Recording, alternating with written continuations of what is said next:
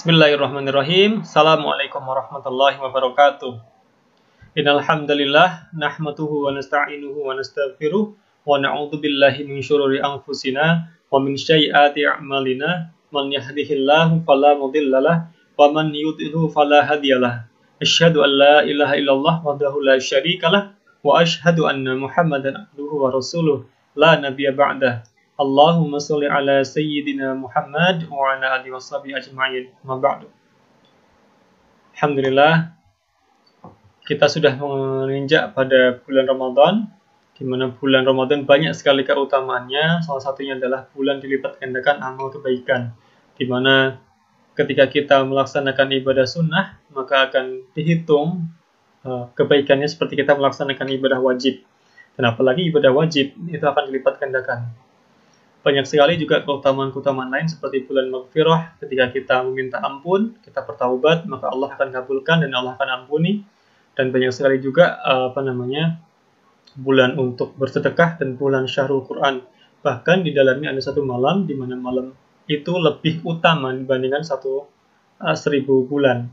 Masya Allah. Jadi ketika kita sholat malam di malam itu, maka seperti lebih utama dibanding kita sholat malam selama 1000 bulan.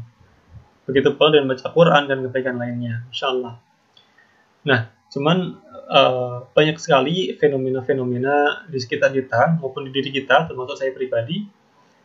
Kita tahu bahwa bulan Ramadan merupakan bulan dengan penuh keutamaan, tetapi kita masih saja sibuk dengan hal-hal yang mubah.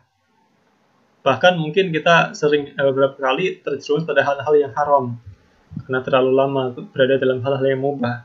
Nah, kira-kira kenapa gitu kan? Ketika kita sering mencanangkan di awal Ramadan, kita ingin punya target gitu kan?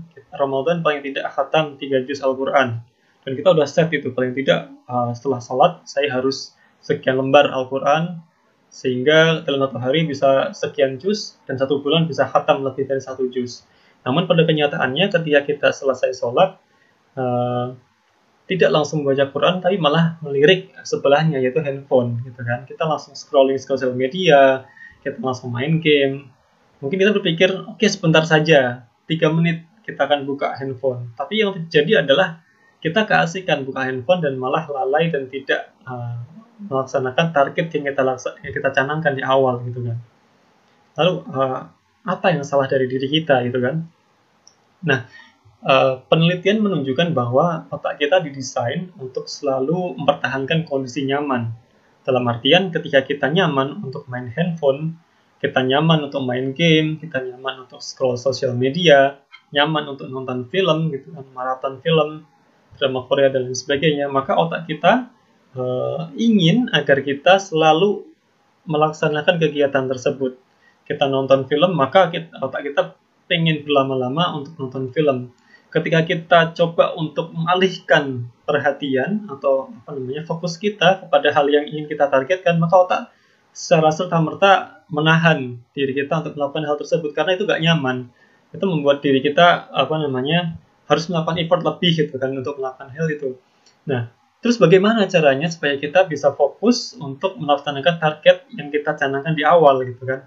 Nah, saya memiliki 3 tips yang insya Allah berguna buat rekan-rekan dan termasuk buat diri saya sendiri. Tips yang pertama adalah mulai dari yang terkecil.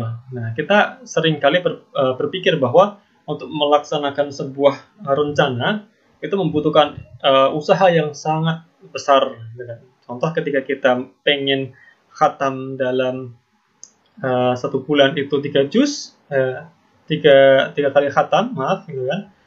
Kita berpikir bahwa oke, 3 kali khatam berarti sekian ribu lembar gitu kan, sekian ribu ayat dan lain sebagainya. Kita berpikir tinggi, effort yang terlampau besar. Maka dari itu kita coba cacah dan kita buat target kecil-kecil yang kelihatannya lebih mudah untuk dicapai.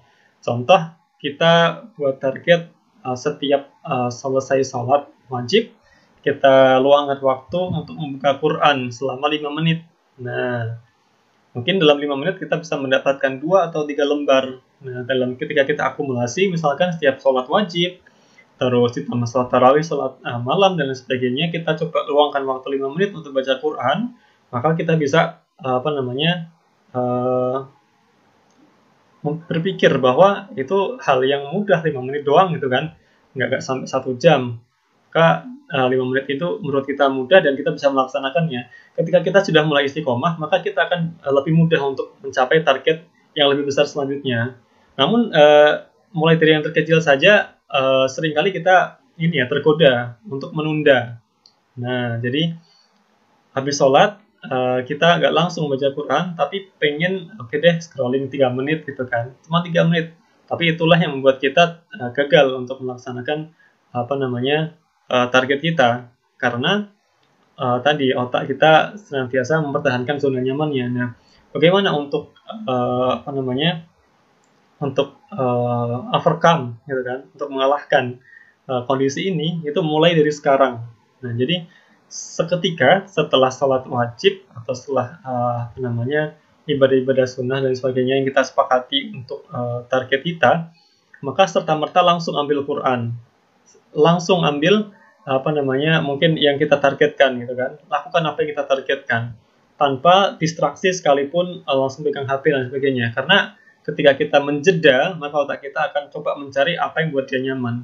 Maka sebelum otak itu secara otomatis mencari apa yang buat dia nyaman, paksa secara awal gitu kan, di awal paksa dia untuk langsung melaksanakan target kita, yaitu misalkan baca Quran, maka baca Quran langsung 5 menit saja. Ketika 5 menit selesai, oke, otak kita boleh untuk melakukan hal yang kita sukai, boleh kita main game, boleh kita nonton film dan sebagainya. Tapi pastikan dulu setelah 5 menit setelah sholat kita 5 menit baca Quran dulu. Seperti itu, oke. Nah, ketika kita sudah mencanangkan target yang menurut kita realistis dan mudah untuk dicapai, kita sudah berusaha mulai dari yang sekarang. Nah, untuk menjaga keistiqomahan, maka kita juga perlu tips yang ketiga, yaitu adalah membuat support system, mulai dengan berjamaah. Nah, ketika teman-teman misalkan ada di lingkungan keluarga, buat jamaah keluarga. Ingatkan anak dan ingatkan istri untuk mengingatkan kita ketika kita lalai untuk melakukan apa yang sudah kita rencanakan. Contoh, ketika kita pengen setelah sholat itu langsung baca Quran, ketika kita lalai, maka anak dan istri kita akan mengingatkan, Abi katanya setelah sholat pengen baca Quran, tapi kok main game? Nah, kita akan ingat, gitu kan, kita ingat dan kita kembali untuk baca Quran. Ketika teman-teman masih ngekos dan hidup merantau, buat komunitas di lingkungannya. Ingatkan teman-teman untuk mengingatkan Anda. Ketika teman-teman mencanangkan gitu kan, selesai sholat berjamaah misalkan, tidak memegang HP tapi langsung memegang mushaf. Nah, ketika teman-teman lalai, maka rekan-rekan teman-teman akan mengingatkan teman-teman untuk senantiasa ingat pada targetnya. Nah, jadi kita ulang tadi, ada 3, mulai dari yang terkecil, buat target yang tadi besar menjadi target-target kecil yang menurut teman-teman mudah dan realistis untuk dilakukan. Yang kedua, jangan ditunda, mulai dari sekarang, karena kalau ditunda akan lebih susah untuk mengalihkan perhatiannya. Mulai dari yang sekarang. Yang ketiga adalah mulai dengan berjamaah, buat sebuah support system untuk mendukung teman-teman meraih apa yang teman-teman sudah targetkan. Oke, semoga Ramadan ini menjadi Ramadan terbaik kita. Semoga ini bukan Ramadan terakhir kita, dan ketika ini merupakan Ramadan terakhir kita, semoga Allah golongan kita menjadi orang-orang yang bertakwa, orang-orang yang tidak menyesal karena kita telah menyia-nyiakan waktu Ramadan. Wal 'asr innal insana lafi husrin illal ladzina amanu wa 'amilus shalihat wa tawassaw bil haqq wa tawassaw bis sabr. Demi masa sebagai manusia itu dalam keadaan rugi, kecuali orang-orang yang beriman dan beramal soleh. Jadi semoga kita senantiasa menjadi orang-orang yang cerdas dalam melaksanakan ibadah dan memanfaatkan waktu, terutama di bulan Ramadan. Semoga tips tadi bisa bermanfaat. Sekian dari saya. Assalamualaikum warahmatullahi wabarakatuh.